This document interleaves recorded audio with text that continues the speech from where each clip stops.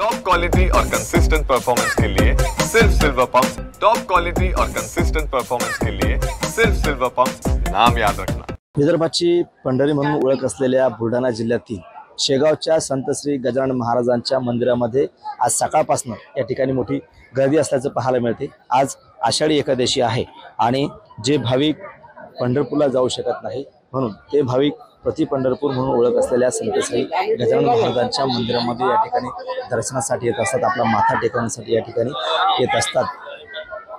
शेगाव संस्थानच्या वतीनं भाविकांची कुठलीही गैरसोय होऊ नये म्हणून काल रात्रीपासून मंदिर 24 तास खुलं ठेवलं आहे। आज दिवसभर या ठिकाणी भाविकांची मोठी गर्दी असणार आहे। मराठवाडा, विदर्भ, खानदेशसह संपूर्ण राज्यातील देश विदेशातील भाविक जे गजानन महाराजांना या ठिकाणी मानतात, श्रद्धेपोटी या ठिकाणी गजानन महाराजांच्या दर्शनासाठी आज आषाढी एकादशी निमित्त या गजानन महाराजांच्या दर्शनासाठी येत असतात। आज सकाळपासून सुद्धा भाविकांची मोठी गर्दी असल्याचं आपल्याला शेगावमध्ये पाहायला मिळते। मोठी मांदियाळी असल्याचं आपल्याला शेगावमध्ये पाहायला मिळते।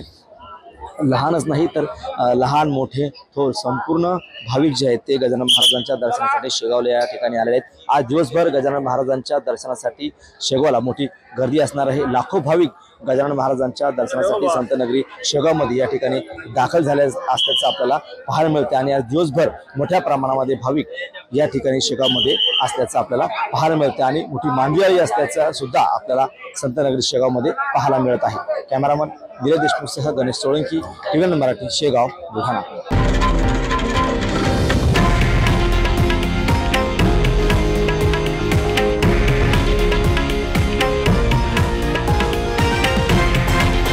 हे आहे देशातील नंबर 1 न्यूज नेटवर्क आणि आपण पाहत आहात TV9 मराठी, एकमेव।